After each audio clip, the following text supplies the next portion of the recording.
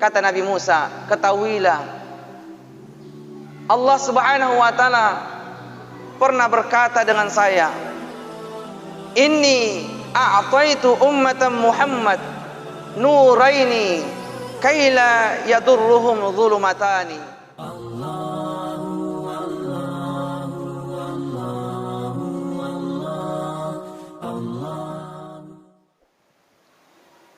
Bismillahirrahmanirrahim.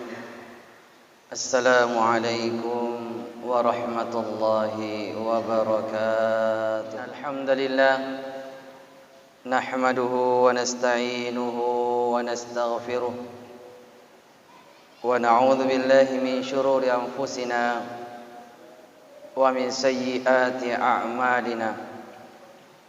Man yahdihillahu fala mudilla lahu wa man yudlilhu fala hadiya lahu. Ashhadu an la ilaha illallah wahdahu la syarika lahu wa ashhadu anna Muhammadan abduhu wa rasuluh.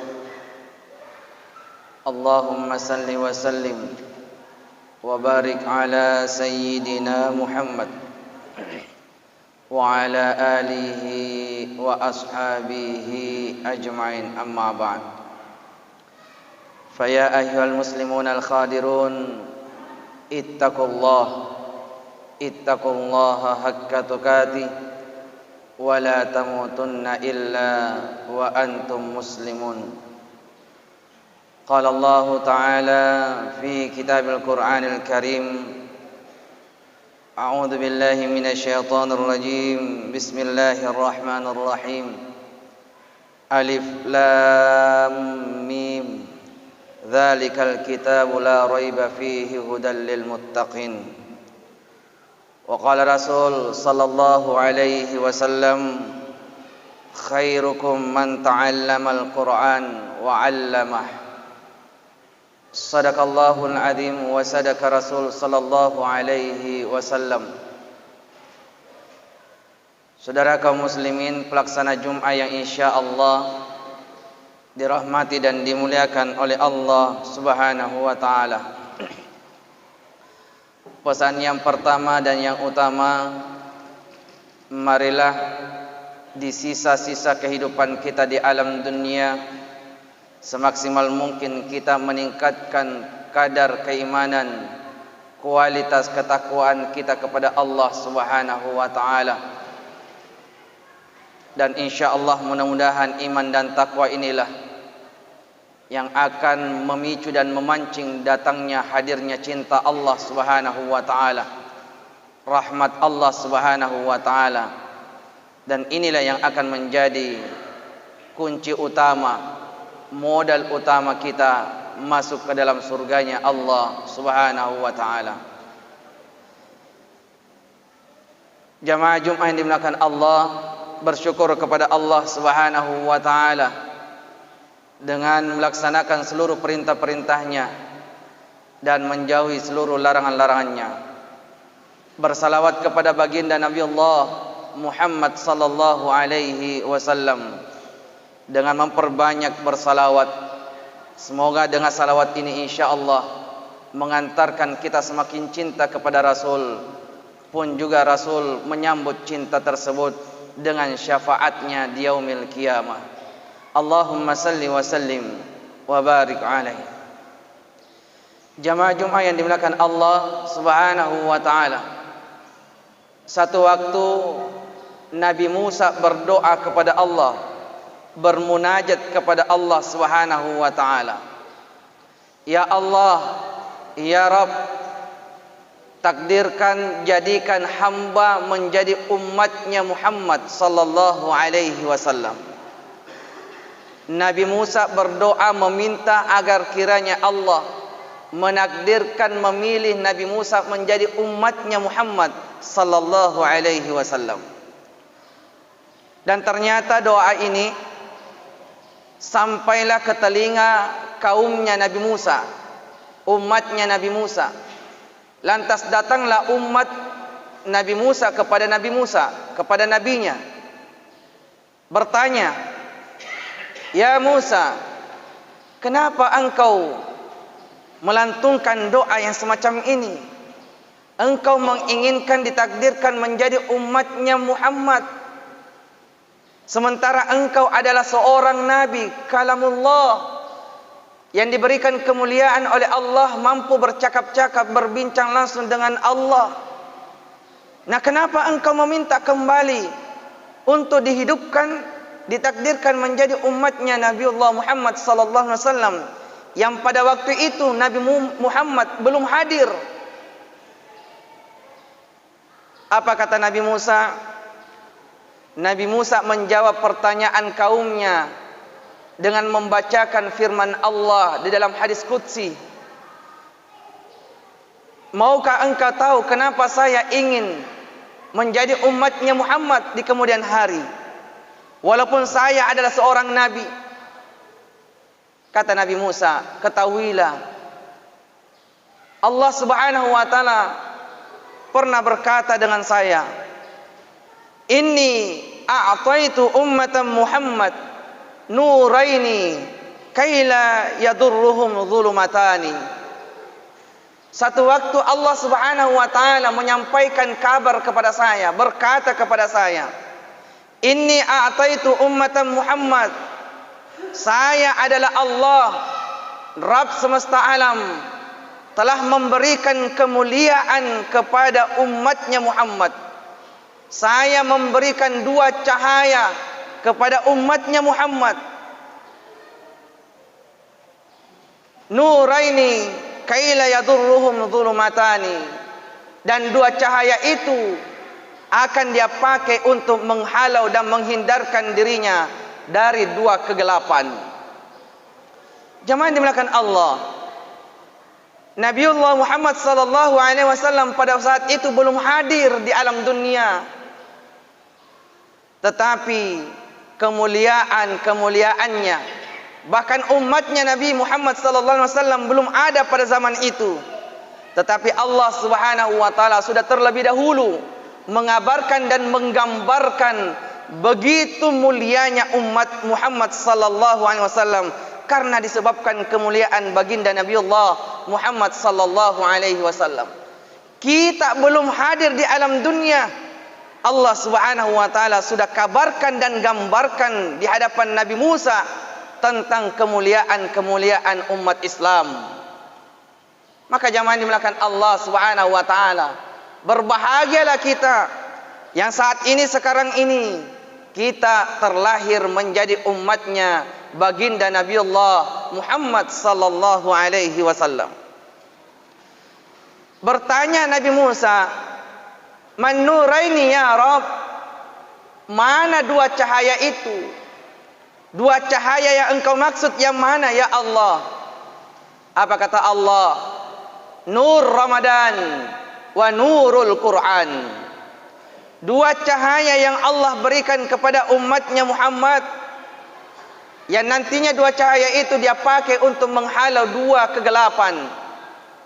Kata Allah Subhanahu wa taala, dua cahaya tersebut adalah Nur Ramadan, cahaya Ramadan, wa nurul Quran, cahaya Al-Quranul Karim.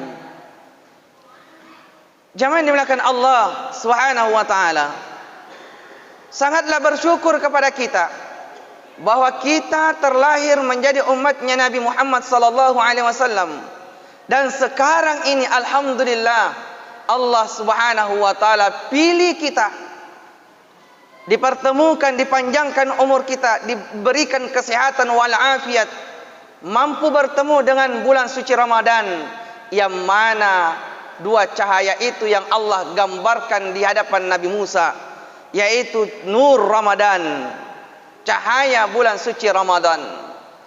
Bagaimana tidak jemaah dimuliakan Allah?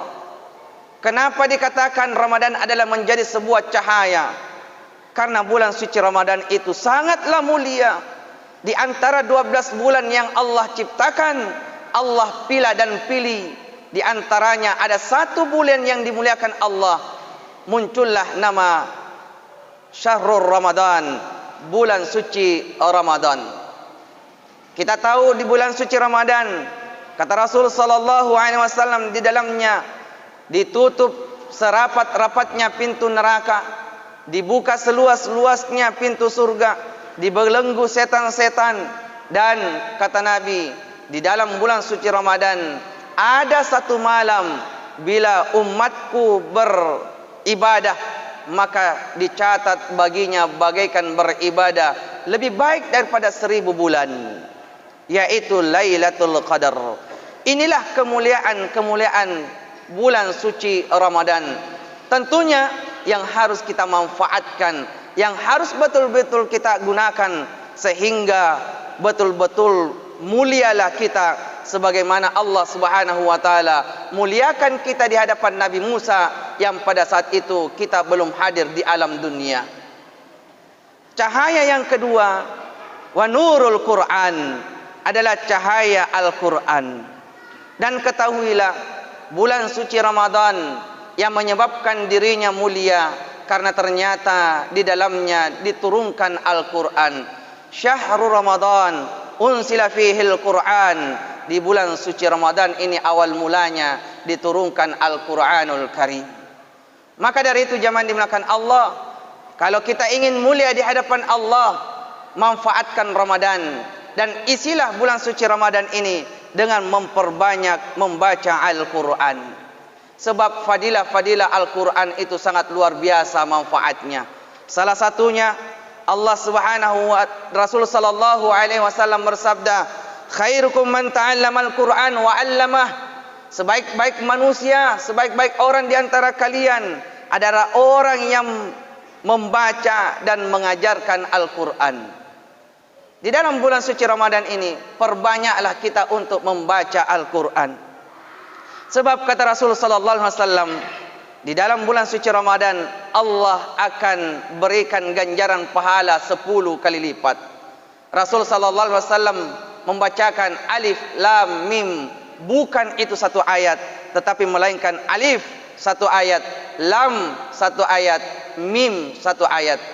Artinya ketika membaca alif lam mim berarti 3 ayat dan dikalikan 10 kali lipat pahala dari Allah Subhanahu wa taala. Bagaimana kalau setiap hari kita membaca Al-Quran? Bagi mereka yang masih terbata-bata, belum lancar membaca Al-Quran, tidak perlu berkecil hati, tidak perlu surut semangatnya untuk membaca Al-Quran. Teruslah membaca Al-Quran, kendatipun kita masih terbata-bata, kendatipun kita masih belum lancar membaca Al-Quran. Sebab di dalam hadisnya Rasulullah sallallahu alaihi wasallam memberikan kebahagiaan kepada kita.